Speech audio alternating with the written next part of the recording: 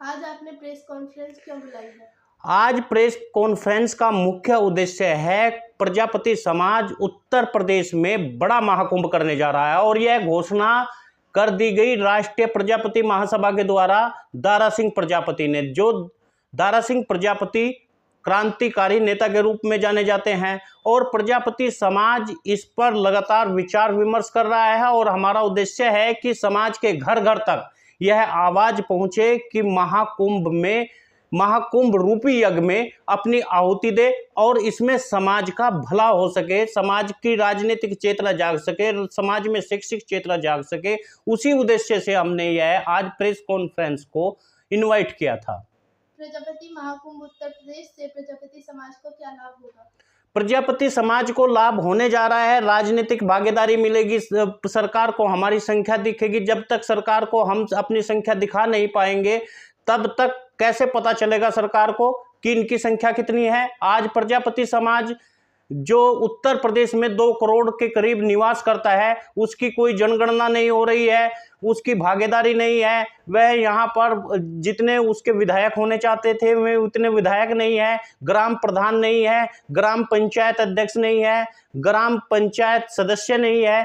उन सबको भागीदारी दिलाने के लिए प्रजापति समाज महाकुंभ करेगा और यह ताकत दिखाने की कोशिश करेगा कि आज समाज जाग चुका है और अपने जो उद्देश्य है उनकी पूर्ति के लिए कुछ भी कर गुजरने को तैयार है। आज हमारे बच्चे सरकारी नौकरी में नहीं है, आज हमारे बच्चे पढ़ लिख कर भी बेरोजगार घूम रहे हैं। यही मांग सरकार से करने के लिए महाकुंभ करने जा रहा है प्रजापति समाज, और इसमें पूरे देश के लोगों को भाग लेना चाहिए। और जितनी भी महाकुंभ की वीडियो जाती है उन तमाम को शेयर करके सरकार तक पहुंचानी चाहिए। महाकुंभ के नाम पर सरकार को शक्ति प्रदर्शन दिखाने का उद्देश्य है क्या? हम शक्ति प्रदर्शन दिखाने के उद्देश्य से नहीं कर रहे हैं, हम अपने लोगों को इकट्ठा कर रहे हैं और अपने लोगों को इकट्ठा करके हम यह दिखाना चाहते हैं कि प्रजापति कुम्हार समाज कितना है। और प्रजापति कुम्हार समाज को राजनीतिक भागीदारी होनी चाहिए, हमारे भी एमएलसी होने चाहिए, हमारे भी कैबिनेट में मंत्री होने चाहिए। आज भारतीय जनता पार्टी ने कोई मंत्री नहीं इस पर्पज से दिया कि वह समाज की लड़ाई लड़ सके। आज केवल उन्हीं लोगों को पद दिए जाते हैं जो उनके अंगूठे के नीचे काम करते हैं। उसी उद्देश्य से हम बड़ा महाकुंभ करेंगे, प्रजापति समाज के लोग करेंगे, और बिना संगठन के भेदभाव के, बिना किसी आपसी मतभेद के इसमें भाग लेने की तमाम लोगों से अपील करने की, तमाम लोगों की, तमाम समाज सेवियों से अनुरोध करेंगे कि वे तमाम लोग इस पर जागरूक हो और एक बड़ा महाकुंभ प्रजापति समाज का कर देना चाहिए। जगह जगह पर महाकुंभ हो रहे हैं, इंदौर में, राजस्थान में। अब प्रजापति समाज उत्तर प्रदेश में महाकुंभ करेगा तो इससे बड़ी खुशी की कोई बात नहीं है। समाज के उन संगठनों से भी अपील करनी चाहिए जो संगठन क्षेत्रीय संगठन है, वे अपना झंडा लेकर आ सकते हैं, वे अपना बैनर लेकर आ सकते हैं और इसमें भागीदारी ले सकते हैं। प्रजापति समाज का वह आमजन जो ग्रामीण क्षेत्र में निवास कर रहा है, उसका कैसे विकास होगा? प्रजापति समाज का वह आमजन जो ग्रामीण क्षेत्र में विकास कर रहा है, जो रह रहा है, उसके विकास के लिए लगातार तमाम संगठन सोच रहे हैं, तमाम संगठन उस पर चल रहे हैं, हमारी मीडिया चल रही है, हमारे न्यूज चैनल लगातार समाज को जगाने का ही तो काम कर रहा है। समाज के उस तबके के अंदर जो जहां तक उनकी आवाज़, संगठनों की आवाज़ नहीं पहुंचती है, जो हमारी आवाज़ को दबाने की कोशिश की जाती है, हमारा न्यूज चैनल उसे उन घरों तक पहुंचाने का काम करता है, उन्हें घर बैठे दिखाने का काम करता है कि समाज के लोगों अब जाग जाओ, देखिए किस तरह समाज पर अन्याय हो रहा है। समाज को जागरूकता का एक बड़ा महायुद्ध हमने छेड़ रखा है और उसमें तमाम लोग हमारे साथ में हैं, हमारे साथ में खड़े हुए हैं। आज भी समाज के धनाढ्य लोग संगठन बनाकर गरीब कुम्हार का इस्तेमाल कर रहे हैं।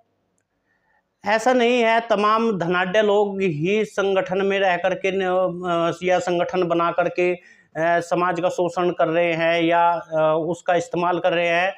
हर संगठन प्रजापति समाज को जगाने का काम करता है हर संगठन का उद्देश्य यही होता है, उसके अंदर एक दर्द होता है कि मेरा समाज देखिए किस तरह, क्योंकि एक गरीब आदमी जो ईंट भट्टे पर काम करता है, या फिर जो ईंट पाथने का काम करता है, या फिर वह आदमी जो बर्तन बनाने का काम करता है, हर व्यक्ति वह व्यक्ति इस ताकत में नहीं होता कि वह अकेला जाकर के दिल्ली में जंतर मंतर को घेर ले, संसद भवन को घेर ले, रामलीला मैदान को भर दे, या फिर वो जाकर के विधानसभा में अपनी लड़ाई लड़े। उसकी लड़ाई लड़ने के लिए तो धनाढ्य लोगों की जरूरत पड़ेगी, उसके लिए उन लोगों की जरूरत पड़ेगी जो राजनीति में है। उत्तर प्रदेश में आपके दो मंत्री हैं, एक विधायक है, फिर भी आप कह रहे हैं हमें कुछ मिला ही नहीं। उत्तर प्रदेश में हमारे 2 मंत्री हैं, एक माटी कला बोर्ड में है और दूसरा स्वतंत्र प्रभार में है, जेल मंत्री कहिए। लेकिन क्या उन तमाम मंत्रियों को यह ताकत सौंपी गई है कि वे समाज का भला कर सके? क्या उनके अंदर यह ताकत है कि वे समाज की लड़ाई लड़ सके? आज हमें उन मंत्रियों की ज़रूरत है, उन विधायकों की ज़रूरत है जो समाज की लड़ाई लड़ते हो, जो समाज के लिए आगे खड़े हो। लेकिन ऐसा हो नहीं रहा है। जो भी, चाहे केंद्र में राज्य मंत्री रहे हो, चाहे अब प्रदेश में मंत्री हो, लेकिन जहाँ तक दिख रहा है वहाँ तक केवल शून्य और शून्य दिख रहा है। समाज की लड़ाई लड़ते हुए कोई नहीं दिख रहा है, मुख्यमंत्री तक हमारी बात पहुँच नहीं रही है। केवल उन लोगों को ही मंत्री बनाया जा रहा है जो उनके अंगूठे के नीचे काम करे। हमें और एक मंत्री की ज़रूरत नहीं है, हमें 2 मंत्री की ज़रूरत नहीं है। हमारी अलग अलग भाषाएं हैं। उत्तर प्रदेश के 4 ऐसे खंड है जो बिल्कुल भाषा भी उनकी अलग है, रीति भी अलग है, उनकी आवाज़ भी अलग है, उनकी बातें भी अलग है। पश्चिमी उत्तर प्रदेश अलग है, पूर्वी उत्तर प्रदेश की बात अलग है, अवध का इलाका अलग अलग है, बुंदेलखंड की बातें कुछ अलग है। अलग अलग संस्कृति है, अलग अलग ज़मीन है, अलग अलग तरह की उनकी बोली भाषा है। तो उन्हें कम से कम 4 कैबिनेट मंत्री चाहिए, जो हर हिस्से से एक मंत्री होना चाहिए। आज तभी जाकर के उस समाज का, कुम्हार समाज का, प्रजापति समाज का विकास हो सकता है। सर, देश में जातिवाद की राजनीति कब तक चलेगी? जातिवाद की राजनीति तब तक चलेगी जब तक पिछड़े वर्ग को, बैकवर्ड के अति पिछड़े वर्ग को लोग निम्न निगाहों से देखते रहेंगे। किस तरह आज भी कुछ जगह पर के बढ़ई, लुहार, कुम्हार को कमीन शब्द से संबोधित किया जाता है। कमीन मतलब जिसका काम निम्न हो, उस शब्द से किया जाता है, जबकि ये सर्वश्रेष्ठ कार्य है। मिट्टी का बर्तन बनाना तो सर्वश्रेष्ठ कार्य है, लकड़ी का काम करना सर्वश्रेष्ठ कार्य है, इंजीनियरिंग का कार्य है, वैज्ञानिक का कार्य है। लेकिन फिर भी कई जगह शामली क्षेत्र में आप जाकर देखिए, बड़ौद क्षेत्र में आप जाकर के देखिए, या फिर कहीं भी आप जाकर देखोगे तो जातिवाद के नाम से संबोधित किया जाता है। किस तरह समाज के साथ में जातिवाद का प्रहार किया जा रहा है। लेकिन जब अब प्रजापति समाज जैसे लोग, पाल समाज, धीमान समाज, इस तरह के लोग खड़ा होना शुरू हो गए हैं, तब मीडिया ने पूछना शुरू कर दिया कि जातिवाद है, जातिवाद है। जब जातिवाद नहीं था, जब ब्राह्मणवाद था, जब जातिवाद नहीं था, जब बनिया लगातार इस देश पर राज कर रहा था, जब जातिवाद नहीं था, जिस समय यहाँ शूद्र के कानों में कांच पिघला कर डाल दिया जाता था यदि वेद सुने तो। लेकिन अब ओबीसी जागा तो बोले कि यह जातिवाद है, जातिवाद है, जातिवाद है। ये जातिवाद भारत से खत्म नहीं होगा। जातिवाद के आधार पर ही यहाँ की राजनीति चलती है, जातिवाद के आधार पर ही यहाँ तमाम संस्कृति चलती है। आप सरकार के खिलाफ एजेंडा चलाते हैं? मैं क्यों सरकार के खिलाफ एजेंडा चलाऊंगा? सरकार से मुझे कुछ लेना देना है नहीं। सरकार में मैं मंत्री नहीं हूँ, सरकार के मैं विपक्ष में नहीं हूँ। लेकिन जो सरकार केंद्र में बैठी है उसके खिलाफ तो मैं बोलूँगा ही, जो सरकार प्रदेश में बैठी है उसके खिलाफ तो मैं बोलूँगा ही नहीं। यदि उसके खिलाफ नहीं बोलूँगा तो उसके पक्ष में जो लोग बोलते हैं वे तो उनके एजेंट होते हैं, दलाल होते हैं। लेकिन जो सही बात है, सही को सही कहना क्या गलत है क्या? यदि मैनपुरी में 5 लोगों को भारतीय जनता पार्टी के राज में मारा गया तो किसकी गलती थी? यदि कन्हैया प्रजापति को घर बुलाकर दबंगों ने पीटा तो किसकी गलती थी? मनीष प्रजापति को भाजपा के गुंडों तत्व ने पीट पीट कर मार दिया तो किसकी गलती थी? गोमती नगर थाने में जो एक युवा था जिसका नाम रुपेश प्रजापति था, उसको पुलिस ने मार दिया, उसमें किसकी गलती थी? ये तमाम सरकार की गलतियां हैं। तो सरकार के खिलाफ कैसे एजेंडा हुआ? सरकार जो केंद्र में बैठी है, जो प्रदेश में बैठी है, यदि हम उसके ही खिलाफ नहीं बोलेंगे तो किसके खिलाफ बोलेंगे? क्या हम जाकर के चीन के राष्ट्रपति के खिलाफ बोलेंगे क्या, या अमेरिका के राष्ट्रपति के खिलाफ बोलेंगे? या राहुल गांधी के खिलाफ बोल दे जो सत्ता में है ही नहीं, या फिर अखिलेश के खिलाफ बोले जो सत्ता में है ही नहीं। हम केवल उन्हीं लोगों के खिलाफ बोलेंगे जो जिम्मेदार लोग हैं, उन्हीं लोगों को हम टारगेट करेंगे जो जिम्मेदार है। जो जिम्मेदार है ही नहीं, जिसके पास सत्ता है ही नहीं, उसके खिलाफ बोलने से क्या लाभ? क्या आप बता सकते हैं मिट्टी का काम करने वाले गरीबों के बच्चों को कितना सहारा संगठन बने? मिट्टी के काम करने वाले जो लोग हैं और उनके बच्चे हैं, उन्हें जो शिक्षा दी जानी चाहिए, आज वह शिक्षा वास्तव में मुझे लगता है कि दी नहीं जा रही है। आज हमें और हमारे संगठनों को यह देखना होगा कि जो ग्रामीण क्षेत्र है उन लोगों को हमें जागरूक करना होगा, क्योंकि तमाम संगठन होते हैं वे शहरीकरण के उसमें घूमते हैं और शहर में जाकर के कुछ लोगों को इकट्ठा कर देते हैं और वाहवाही लूट लेते हैं। ग्रामीण क्षेत्र के लोगों को पता तक नहीं चलता। उनके पास में हमें जाना पड़ेगा, उनकी आवाज़ हमें बननी पड़ेगी, हमें कैंपेनिंग करनी पड़ेगी, हमें ऐसी यात्राएं निकालनी पड़ेगी, जन चेतना यात्रा निकालनी पड़ेगी, डोर टू डोर जाना पड़ेगा, हर घर को हमें छूना पड़ेगा, तब जा कर के प्रजापति समाज इकट्ठा होगा और ग्रामीण क्षेत्र इकट्ठा होगा। आज ग्रामीण क्षेत्र इकट्ठा हो ही नहीं पा रहा है। हम शहर के तमाम लोग चाहे किसी भी जिले में एक संगठन बना लेते हैं और उसमें सबसे ज़्यादा कर्मचारी होते हैं, उसमें सबसे ज़्यादा सरकारी नौकरी वाले होते हैं, उसमें सबसे ज़्यादा दुकानदार होते हैं, उन लोगों के पास समय होता ही नहीं, तो वे किस तरह समाज को समय दे पाएंगे? कई लोग अपने पद पाने के लिए कर्मचारी पद ले लेते हैं। उन लोगों को चाहिए कि वे उन लोगों को पद दे जो कि समाज में घूम सके, जो जहाँ रहकर वहीं पर खाना खाए, वहीं पर रहे, वहीं से चंदा लाए और वहीं से ही समाज को आगे बढ़ाने की कोशिश करे। सर, आप जानते हैं आपका समाज शिक्षा की दृष्टि से आज भी 55वें पायदान पर खड़ा है और आप राजनीति कर रहे हैं। समाज आज भी 55वें पायदान पर है, यह सत्य है शिक्षा की दृष्टि से, क्योंकि हम उन लोगों को तो देख रहे हैं जो शिक्षा पा गए, लेकिन बुंदेलखंड का इलाका है, पूर्वी उत्तर प्रदेश का कुछ इलाका है, वहाँ पर हमारे समाज के लोगों की आवाज़ उठ नहीं पा रही है। वहाँ बच्चे कुछ अशिक्षित रह जाते हैं, लेकिन सामाजिक संगठन इस तरफ काम कर रहे हैं। सामाजिक संगठन इस पर आगे भी उनकी सोच है, उनके विचार है, छात्रावास बन रहे हैं। और ये उत्तर प्रदेश में समाज के तमाम लोगों को चाहिए कि छात्रावास उत्तर प्रदेश में बने और वहीं पर स्कूल बनाए जाए ताकि शिक्षा की दृष्टि से आगे बढ़े। लेकिन रही बात राजनीति की, राजनीति भी एक विशेष अंग है। अगर समाज के संगठन के लोग राजनीति नहीं करेंगे, राजनीति तो वो चाबी है जो हर ताले में लगती है, चक चक्रोड़ से लेकर के खेत खलियान से लेकर के तमाम धन का, संपदा का, प्राकृतिक तमाम चीज़ों पर और प्रशासन पर भी पूरा कब्जा होता है, तो वह राजनेताओं का होता है। तो ऐसे में चाहिए कि समाज राजनीति भी करे और समाज के लोगों को, समाज के संगठनों को चाहिए कि हम अपने बच्चों को आगे बढ़ाए, उनका विकास करें और उन्हें शिक्षा की दृष्टि से आगे बढ़ाए। ज़्यादा से ज़्यादा हमें मंदिर नहीं बनाने चाहिए, हमें धर्मशालाएं कम बनानी चाहिए, हमें छात्रावासों का निर्माण करना चाहिए, वहाँ पर फैक्ट्री लगनी चाहिए जिसमें IAS अधिकारी निकले, PCS अधिकारी निकले, और उसके लिए तमाम समाज प्रयासरत है। जिलों में आपके कितने छात्रावास हैं?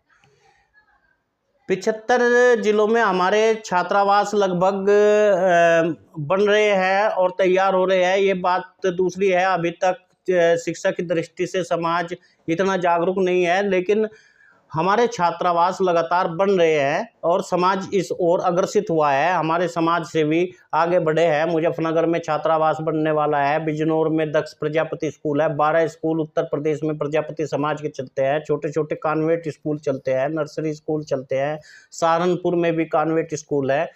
तो इस तरह से प्रजापति समाज अपने बच्चों को आगे बढ़ाने के लिए स्कूलों का भी ओपनिंग कर रहा है और छात्रावास भी बना रहा है। खेल की प्रतिभा निखारने के लिए आपके समाज ने कितने स्टेडियम बनाए? स्टेडियम हमारा दिल्ली में स्टेडियम बन रहा है और इस तरह से हमारे यहाँ भी अब खेल प्रतिभा को निखारने के लिए कई लोग आगे आए हैं। कई बच्चे हमारे आज क्रिकेट में, हाँ, दौड़ में, इस तरह से चल रहा है और धीरे धीरे हम स्टेडियम की तरफ भी अपने समाज के लोगों को जागरूक कर रहे हैं। खेल भी एक ज़रूरी है। जो देश में खेलेगा वही यहाँ पर जो पदक लाएगा, इस देश में नाम होगा, समाज का नाम होगा। और हमारे कई, जैसे रानी रामपाल है, सरदार सिंह थे हॉकी के खिलाड़ी, और इसी तरह कश्यप प्रजापति है जो आज देश में नहीं विदेशों में भी क्रिकेट में नाम कर रहे हैं, और कई और भी लोग हैं जो हमारे देश में खेल रहे हैं। आपके डीएम चिकित्सक जज आज भी 0.1% है। हम लगातार IAS PCS अपने बच्चों को कराते हैं, लेकिन ये हमारी राजनीति भागीदारी नहीं है। जो राजनीति भागीदारी होती है उसी के DM बनते हैं, उसी के SDM बनते हैं, उसी के जो जिला चिकित्सालय में बैठते हैं या फिर मेडिकल में बैठते हैं, जो CMO होता है वो उन्हीं का बनता है। वो राजनीति से प्रेरित है। समाज राजनीति में जैसे ही आगे बढ़ेगा तो हमारे भी बनने शुरू हो जाएंगे। लेकिन इस बात को समाज को समझना होगा। हमें राजनीति में, शिक्षा में और अपने बच्चों को पढ़ा लिखा करके बड़ा अधिकारी बनाना पड़ेगा। समाज में अंधविश्वास कौन फैला रहा है, आपको पता है? समाज में अंधविश्वास लगातार वे एजेंट फैला रहे हैं जो धर्म पर राजनीति कर रहे हैं। आज समाज में लगातार अंधविश्वास की राजनीति चल रही है और उस राजनीति को के प्रति हम जागरूक कर रहे हैं। हम लोगों को कह रहे हैं कि आपका भला शिक्षा करेगी, आप आगे बढ़ो। जो लोग आपको कह रहे हैं, जो लोग आपको मंदिरों की तरफ ले जा रहे हैं, जो लोग आपको मूर्ति पूजा की तरफ ले जा रहे हैं, जो लोग आपको मृत्यु भोज के फायदे बता रहे हैं, उन लोगों से संभल कर रहो, उन लोगों के बारे में सोच कर रहो। हमें उन तमाम खर्चों को कम करना पड़ेगा जो अनावश्यक है। हम कथा में जो धन खर्च करते हैं, हम कई बार भंडारों में खर्च करते हैं, उन तमाम चीज़ों को छोड़ करके हमें समाज के लोगों को बुला करके, उन्हें संगठित करके, उनकी मीटिंग करा करके उनका विकास करना पड़ेगा। और जो हम भंडारे में खर्च करते हैं, जो हम मृत्यु भोज पर खर्च करते हैं, या फिर हम जो विवाह शादी में अनावश्यक खर्च करते हैं, उसका कुछ हिस्से में हम छात्रावास बना सकते हैं। हम उसके लिए बच्चों के लिए स्कूल बना सकते हैं, उनको आगे बढ़ा सकते हैं। गरीब बच्चों की ट्यूशन में और जगह भी हम सहायता कर सकते हैं।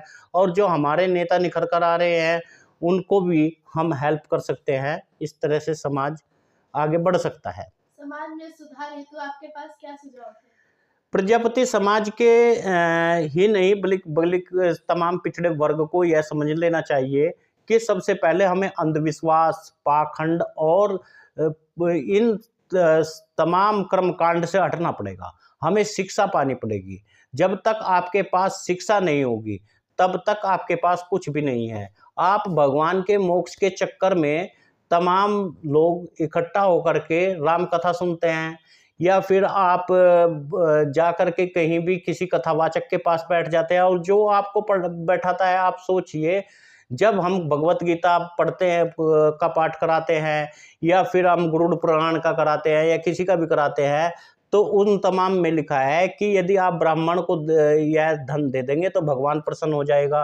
क्या ब्राह्मण के सींग है क्या? ब्राह्मण की अलग तस्वीर है क्या? ब्राह्मण का मुंह बैल का मुंह है क्या? वो अलग तरीके से पैदा हुआ, हम अलग तरीके से पैदा हुए? ऐसा नहीं होता है। हम तमाम, जब भगवान को तो धन से कुछ मतलब ही नहीं है। भगवान तो साफ कहते हैं, भगवत गीता में कहा गया है कि कोई व्यक्ति अगर अन्न का आधा दाना भी मेरे ऊपर चढ़ा दे, या उसके प्रति श्रद्धा हो, या वो केवल उसका ध्यान परमात्मा में होना चाहिए, न कि ऐसी क्रियाओं में जो पूजा की क्रियाएं हैं, तमाम क्रियाएं हैं, इन क्रियाओं से हट करके कर्म सबसे बड़ी पूजा है। और समाज के लोगों को कर्म करना चाहिए, अपने कर्म पर ध्यान देना चाहिए और कर्म ही मोक्ष का असली तरीका है। असली जहाँ ही मोक्ष है को करना है और यह भी एक बड़ा यज्ञ है और कर्म करना चाहिए, शिक्षा पानी चाहिए, आगे बढ़ना चाहिए, तो समाज आगे बढ़ेगा।